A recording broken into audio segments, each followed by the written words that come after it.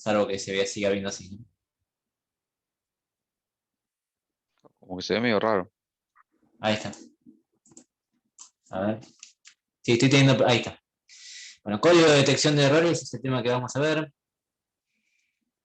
Cuando nosotros nos comunicamos, siempre nosotros, personas, ¿no? Cuando queremos comunicarnos, existen 5 elementos que se repiten, que es un emisor, un receptor, un mensaje, un medio, un canal y un código. Cuando dos personas hablan, una cumple el rol de emisor y produce o emite un mensaje. En el ejemplo, esto puede ser un sonido, por ejemplo, dar una palabra. Este mensaje se desplaza por el aire, cumple la función de medio transmisor y llega al receptor a través del movimiento de oscilaciones en el aire que la persona, el receptor, lo decodifica en su oído, cobra sentido para él, o sea que comparten el código, en este caso es el idioma, y después los roles se pueden llegar a invertir. ¿Se entiende? Hay un emisor, un receptor, uno emite un sonido, este sonido se traslada por el aire a través de ondas de sonido, el oído del receptor tiene la capacidad de transformar esas ondas tiene cobra sentido para él, porque además manejan el mismo idioma, se traduce en estas ondas cerebrales, se traducen y se logra interpretar lo que el otro está diciendo.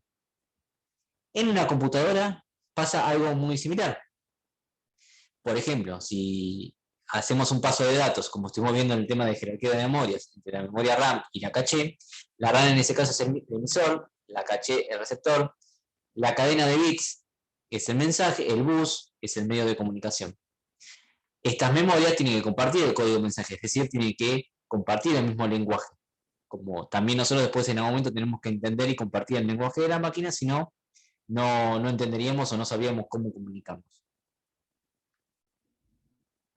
El problema que puede llegar a aparecer, el mismo problema que aparece cuando nosotros estamos hablando con otra persona, si existe ruido, ruido como lo conocemos nosotros, en sistemas informáticos también se lo conoce como ruido. Si hay ruido cuando dos personas están hablando, es posible que el receptor no pueda llegar a interpretar el mensaje tal cual el emisor se lo quiso mandar. Entonces, puede que no le llegue el mensaje directamente o puede ser que le llegue distorsionado.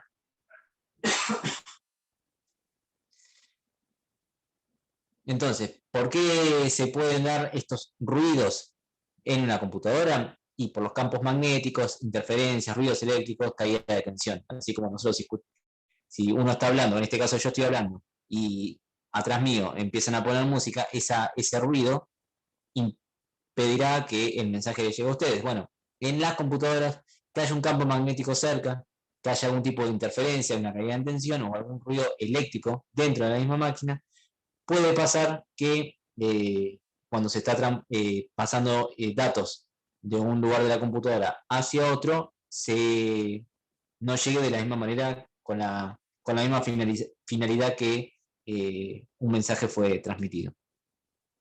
Entonces, lo que ocurre, se pueden detectar los errores cuando el mensaje sufre alguna de las interferencias que les mencioné anterior. Es importante que el sistema los detecte, ya que un mensaje erróneo puede acarrear un resultado erróneo, búsqueda de bloques de memoria inexistente, por ejemplo, cuando la memoria en la jerarquía de memoria le pide que transporte uno de los datos, puede ser que se haya equivocado y que le mande un dato que no era el que estaba buscando, o que se pierdan estos datos. Para evitar estos problemas, los sistemas deben detectar y o corregir los errores de comunicación en el menor tiempo posible, de manera que puedan mantener el intercambio de información digital en línea y en tiempo real. Ustedes jamás creo que cuando han buscado un archivo, por ejemplo, en la computadora les abre otro. Bueno, esto porque existe la posibilidad, si bien la posibilidad del ruido existe, pero también existe la posibilidad de detectar los errores y corregirlos. Entonces, estas son las preguntas que nos tenemos que hacer para analizar lo que vamos a ver esta semana. Si podemos saber si la información que llega es la misma que enviamos, o puede el receptor reconocer si los datos que recibió son los correctos. Bueno, sí, la respuesta es sí a todo esto. Es decir, imagínense que cuando una persona les habla a ustedes, nosotros, cuando recibimos el mensaje, tenemos la capacidad, la posibilidad de saber si lo que el otro nos dijo es exactamente lo que nosotros escuchamos. Bueno, eso sí se puede hacer en las máquinas. ¿Cómo ocurre esto? Con los códigos de detección de errores. Envía una información junto con los datos que permita deducir si hubo un error o no. Pero no te pide cuál y se pide una retransmisión. Es decir, cuando uno envía un dato en una computadora, se le puede anexar cierta cantidad de datos extra refiriéndonos a lo que le estamos pidiendo y si el que lo recibe se da cuenta que no tiene nada que ver eso que recibió con esos datos extra que se les está mandando, es como que si yo les pregunto a ustedes el nombre de una persona y al costado le pongo una descripción de la persona. Entonces, si ustedes están buscando a esa persona, ven que el nombre no coincide con la descripción, entonces se pediría que haya una retransmisión. Los códigos de corrección de errores lo que hacen es enviar información redundante. Esta palabra redundante la van a escuchar bastante en este tema. Redundante es cuando uno está diciendo algo que carece de sentido porque ya queda claro con una de las primeras palabras. Es como cuando uno dice entrar adentro, salir afuera, o subir arriba, por ejemplo. Eso es subir, ya estamos entendiendo que estamos subiendo para arriba, es raro subir para abajo. Entonces, se entiende que si uno dice subir arriba, tiene que interpretar al momento de escuchar arriba o al momento de escuchar subir, se entiende que lo que estamos queriendo es elevarnos, ¿no? Eso sería información redundante. Esto es algo parecido a lo que se hace dentro de los sistemas informáticos, enviar, además de lo que uno quiere hacer, información redundante como para que el otro, si escuchó arriba, no pudo, la otra palabra no pudo haber sido bajar. Bajar arriba no tiene ningún sentido, entonces ahí se pediría una retransmisión. Pero bueno, esto hay que hacerlo con el tema de los bits, no con palabras, ¿no? Entonces, palabras que van a aparecer dentro de este temario: error, cuando es un error de datos binarios, está definido como un valor incorrecto en uno más bits. Puede ser single o puede ser múltiple, que haya uno o que haya muchos errores. Esta palabra de IJ, de sub IJ, es la distancia entre I y J, es el número de posiciones de bit en los cuales las palabras I y al revés, J e I son diferentes. Ahora ya vamos a ver un ejemplo de esto. Es decir, yo mando una palabra como elevarme, subir arriba. Yo lo que quiero es elevarme. Bueno, pero yo mandé 3 palabras. La que importa es una sola. Las otras 2 son redundantes. Algo así es de lo que se trata esto de sub IJ. Ya lo vamos a ver con un ejemplo, se va a entender mejor, porque obviamente no estamos hablando de palabras de un lenguaje castellano, sino que estamos hablando de bits. Y W sub P es el peso de la palabra. Cuando hablamos de peso de palabras en sistema binario, vamos a estar refiriéndonos al número de bits dentro de la palabra P, que son iguales a 1. En algún caso se puede también analizar el peso de la palabra cuando los bits son iguales a 0, pero generalmente nosotros nos vamos a manejar siempre con la cantidad de bits igual a 1. O sea, si nosotros vemos una palabra, vemos la cantidad de bits que son 1 y ahí decimos que el peso de esa palabra es de tanto, contando los bits que son iguales a 1. Como acá. Entonces, en esta palabra ahí tenemos 1, 2, 3, 4, el W sub I es la cantidad de bits igual a 1 que hay, que son 4, en la otra hay 1, 2, 3. El W sub J sería 3. La distancia entre las dos palabras sería la cantidad de bits distintos que tienen. Fíjense, estos dos los conserva, este es un bit distinto y este es otro bit distinto, son 2 bits distintos. La distancia, o sea, la diferencia que hay entre estas dos palabras y J son 2. Eso es lo que escribiríamos, porque hay 2 bits que son distintos. Hay 2 métodos para detectar errores. Existen más métodos, ¿no? Pero nosotros vamos a ver 2 métodos. Uno es el método por paridad. Este método consiste en establecer un tipo de paridad, par o impar, agregando un bit de modo que el peso del dato corresponda con la paridad. Es decir, que el peso corresponda a la paridad. Esto es muy utilizado en las comunicaciones seriales de datos y el bit que se agrega en la parte más significativa, o sea, en el primero. Ahora les muestro un ejemplo y se va a entender un poco mejor. Entonces, el diagrama de funcionamiento es el siguiente. Nosotros tenemos un dato, le aplicamos la función de paridad, enviamos el dato codificado. Una vez que le aplicamos la función de paridad, se recepciona ese dato codificado se verifica la paridad y puede haber dos opciones, aceptar o descartar los datos. Entonces, miremos esto para explicar un poquito de lo que es el método de paridad. Yo tengo estas tres palabras, 1, 0, 1, 0, y quiero calcular la solución par. ¿Qué quiere decir la solución par? Fíjense, cuento la cantidad de bits igual a 1 que tengo. Tengo 1, 2. Para que esta palabra que está acá siga siendo par, es decir, siga la cantidad de bits igual a 1 siendo par, o sea, 102, 104, 106, 8, etc., tengo que agregar un 0. Porque si yo agregase un 1, tendría 1, 2, 3 bits, o sea, mi solución sería impar. Entonces agrego un 0 en el bit más significativo. Fíjense la palabra B, que es toda esta. Cuento los 1, 1, 2, 3, 4, 5.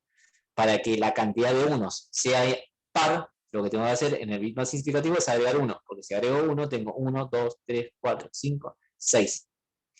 Ahora, si yo quisiese que la solución sea impar, en este caso, que tenía esta palabra, tengo cantidad de bits igual a 1, 2. Para que esto, la cantidad de bits igual a 1, sea un número impar, tengo que agregar un bit. Y ahí tendría 3 bits iguales a 1, que es lo que yo quiero porque quiero que mi solución sea impar. En el caso de la palabra B, fíjense, tenemos 1, 2, 3, 4, 5, es una cantidad impar, la cantidad de bits igual a 1, entonces lo que tengo que agregar en el bit más significativo es un 0. ¿Se entiende lo que estoy haciendo? Sí, se entiende, pero Sí, esa parte sí. sí, pero como que me quedó la duda entre el 0 y el 1, cuando, o sea, entiendo que el 0 es par y el 1 es impar, No, no, pero no, más allá del 0 par y del 1 impar, es la cantidad de unos, claro, que hay. Si la si yo cantidad de uno tengo, es par o impar. o sea, si yo tengo 3 unos que es impar, para que se ¿Para me haga qué? par le tengo que agregar un 1 nada más. Un 1. Y ahí vas a tener 4 unos, 4 unos es un valor par. Y un 0, ¿cuándo le tengo que agregar entonces?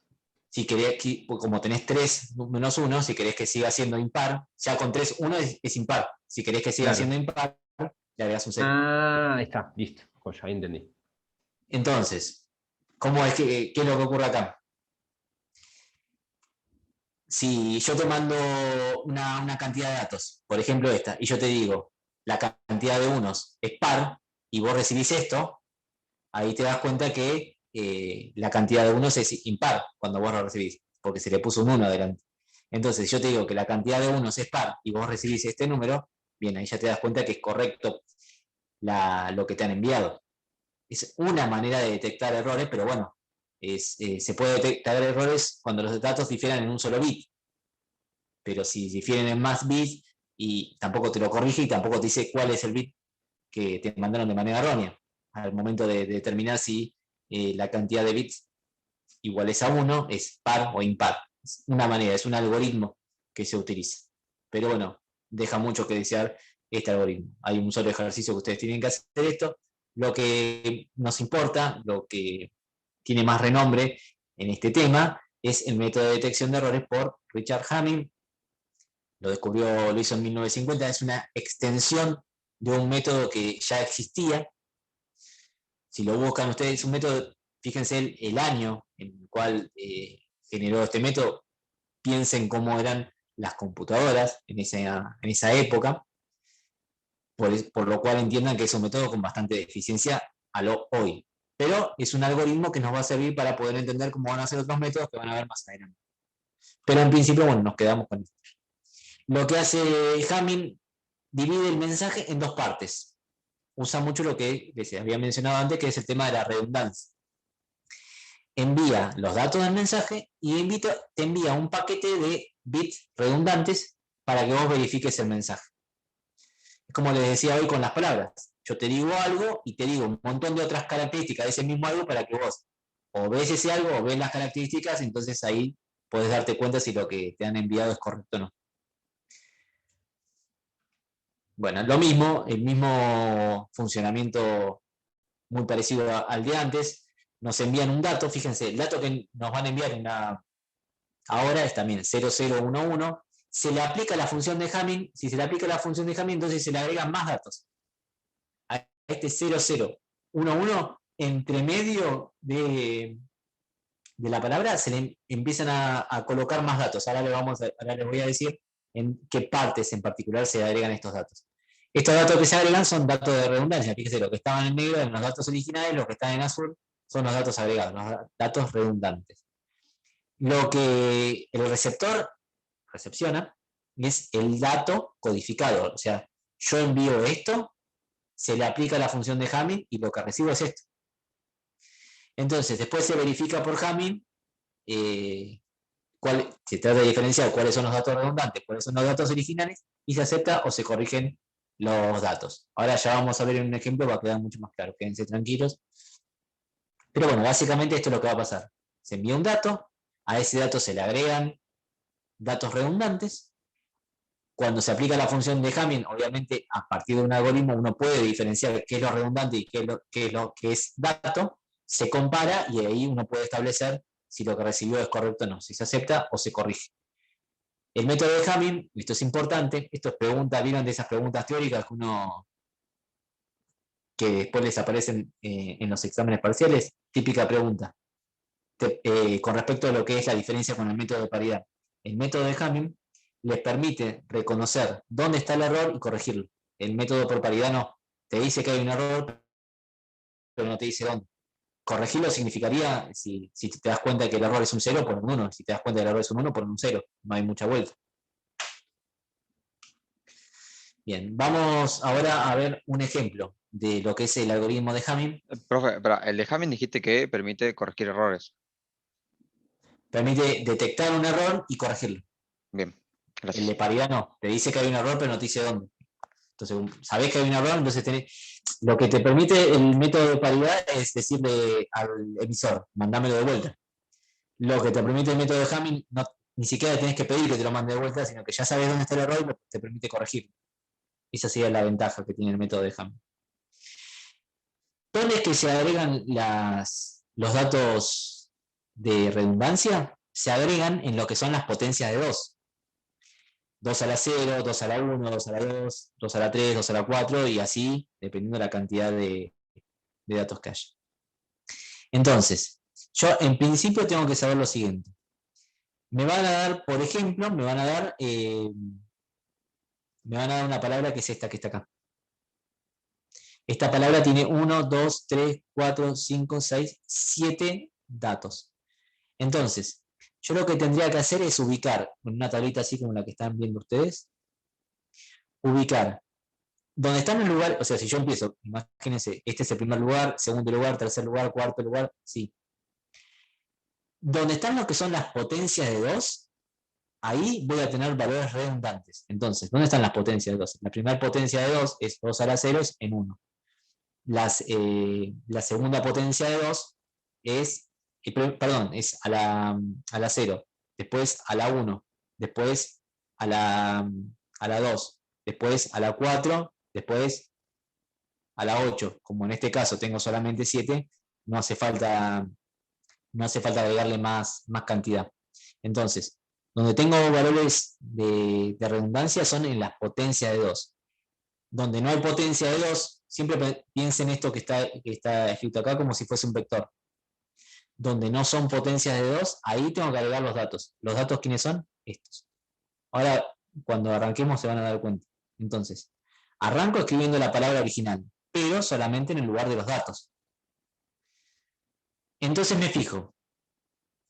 Lo primero que voy a bajar, yo tengo que hacer una tabla de doble entrada igual a esta, ¿sí? Donde establezco los lugares de redundancia, los lugares de datos, después escribo la palabra original, ustedes van a tener que hacer esto tal cual lo estoy haciendo, y los lugares de paridad. Y ahora vamos a ir viendo cómo.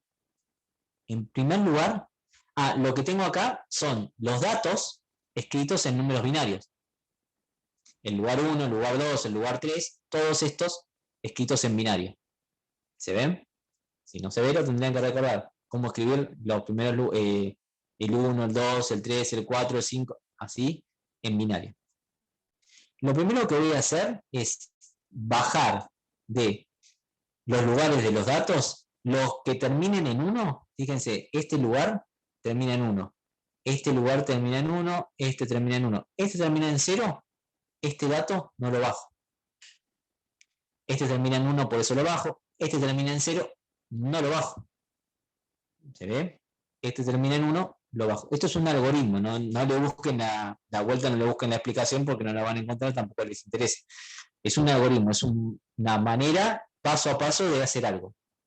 Entonces, tengo el dato original, lo que hago es bajar, en primer lugar, para descubrir cuál es la paridad, la primera de las paridades, bajar todos aquellos cuyos datos en binario terminan en 1. Este no, porque termina en 0, este no, porque termina en 0, etc.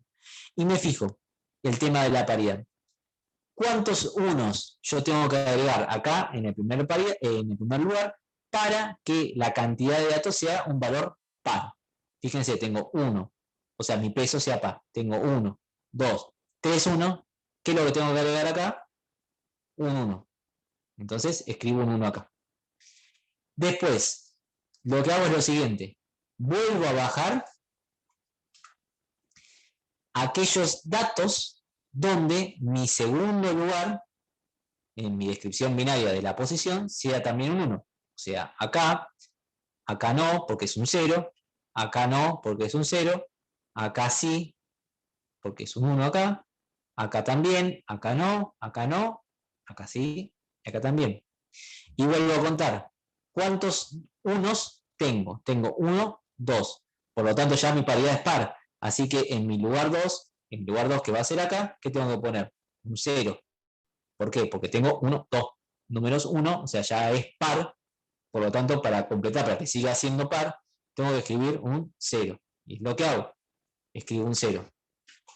Tercer paso. Escribo bajo los datos de las palabras donde hay un 1 en la tercera posición. ¿Dónde hay un 1 en la tercera posición? Fíjense. Acá no, porque hay un 0. Acá sí hay un 1, entonces lo escribo acá. Acá sí hay un 1 en la tercera posición, por eso lo escribo. Acá también. Y no hay más. En este y en este tampoco hay. ¿Cuántos unos tengo? Tengo 1, 2 unos. Es una cantidad par. Por lo tanto, para que la paridad se siga comportando de manera par, tengo que agregar un 0. Bueno, el último paso es bajar aquellos valores donde haya un 1 en la cuarta posición. ¿Dónde hay un 1 en la cuarta posición?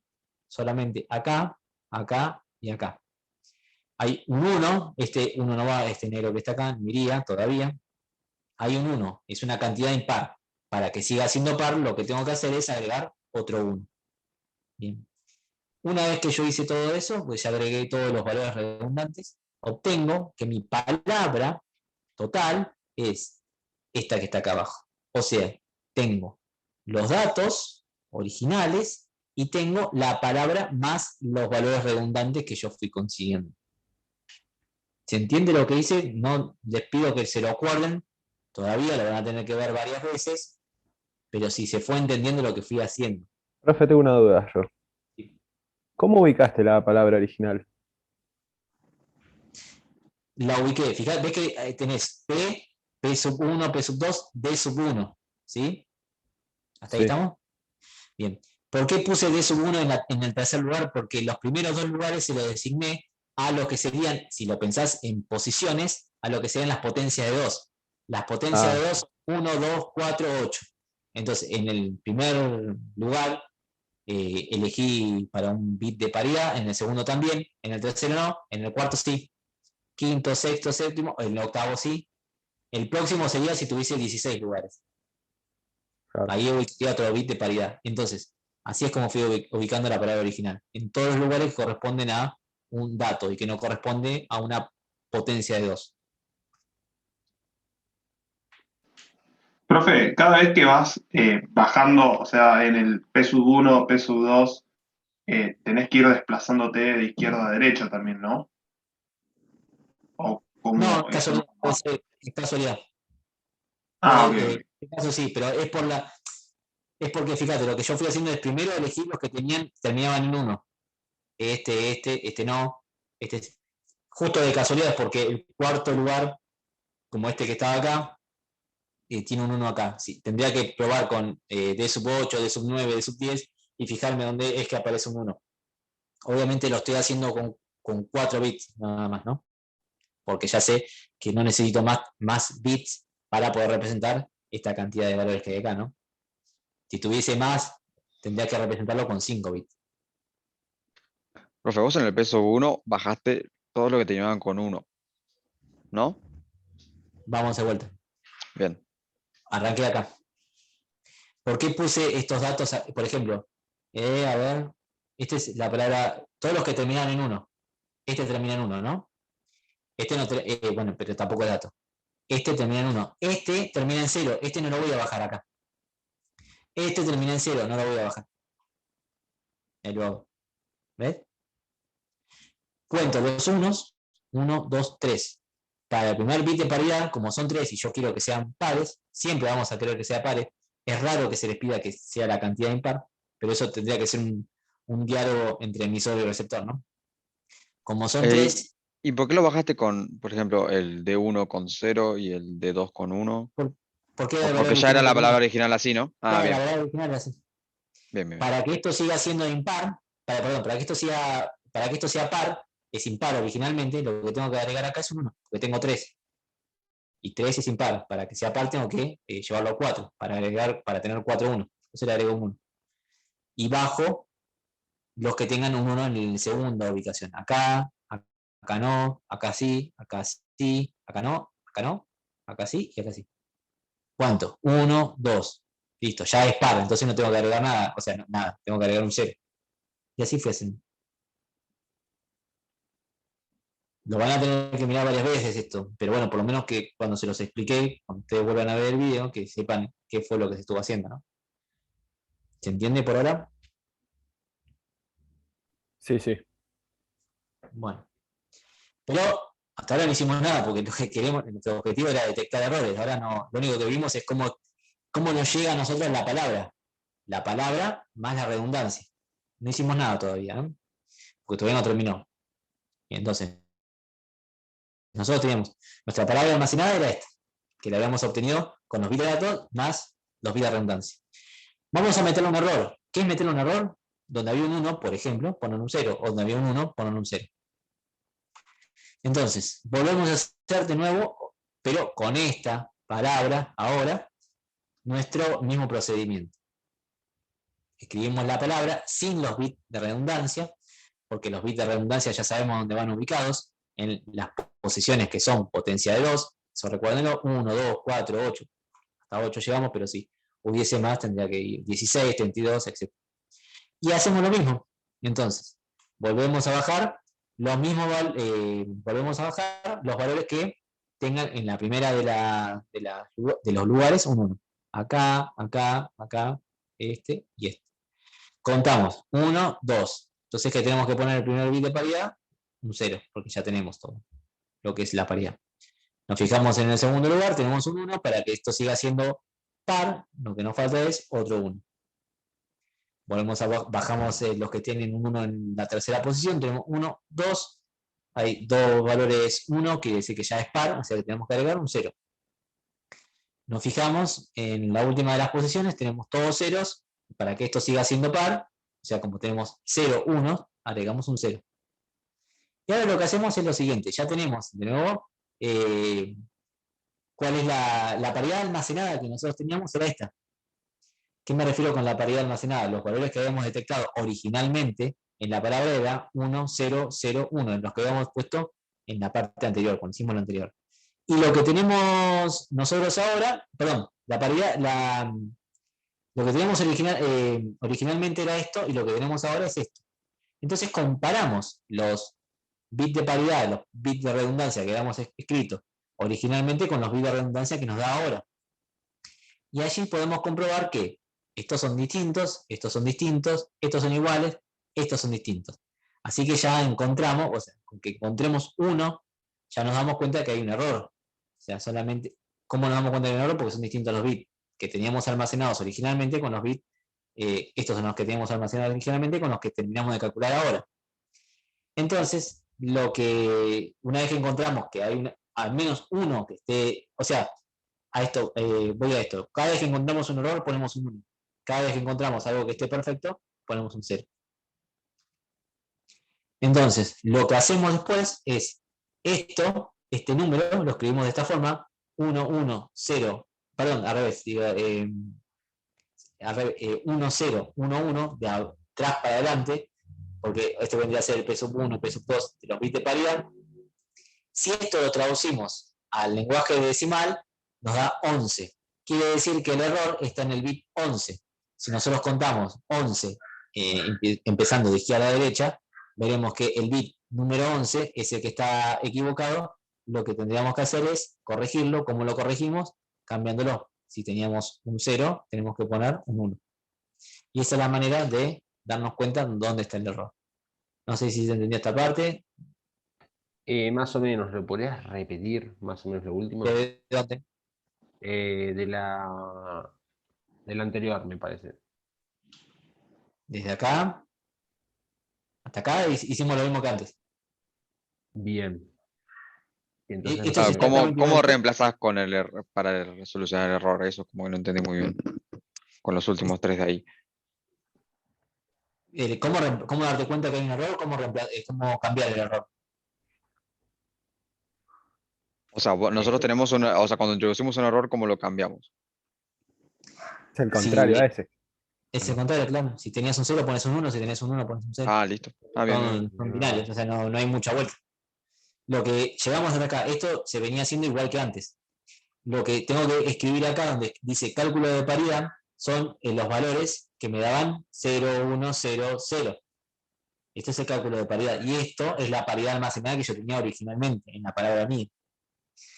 Entonces, una vez que yo tengo eso, me fijo, comparo lo que me dio ahora con lo que tenía anteriormente. Esto es lo que tenía en la palabra almacenada, que es esto.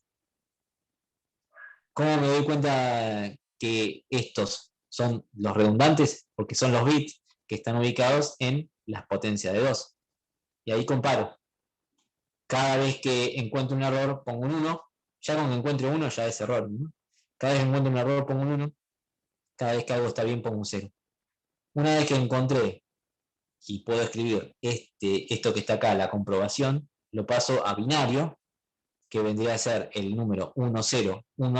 Este número, que es este, 1010 escrito al revés, ¿ven? 1011, es este. Si lo traduzco a decimal, el valor es no es 11 este que está acá, es un 11, esto que está acá. Quiere decir que el error está en el bit 11. Si yo cuento 1, 2, 3, 4, 5, 11, ahí encuentro donde está el bit erróneo y para corregirlo lo que tengo que hacer es invertirlo.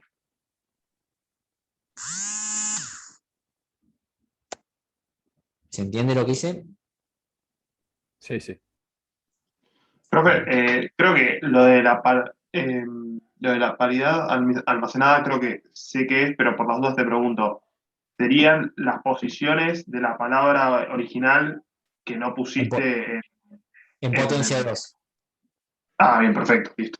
Vos Gracias. buscás de lo que te llega, del mensaje que te llega, buscás donde hay potencia 2. ¿Dónde hay potencia 2? En la posición 1, 2, 4, 8, 16, así. Y esos son los que traes acá en la paridad almacenada. El cálculo Claro, de paridad es lo que hiciste en este segundo paso. está bien, perfecto. Y lo comparás, listo, genial. Y lo comparás, sí. ¿Dónde Y, sirve? profe, una pregunta. Los cuadros, el cuadro que vamos a hacer siempre va a ser así Sí. de esta dimensión o siempre va a ser puede ser más Y largo. depende de la cantidad de bits originalmente que surjan. Puede ser más largo o puede ser más corto. Más corto es raro, puede ser más largo también. Pero, o sea, mucho más que esto no. Si hay mucho más que esto para complicarse, será nada más. Pero, porque básicamente el algoritmo, fíjense que es un algoritmo, obviamente es muy repetitivo. Ya aunque lo hagan con esta cantidad de datos es suficiente.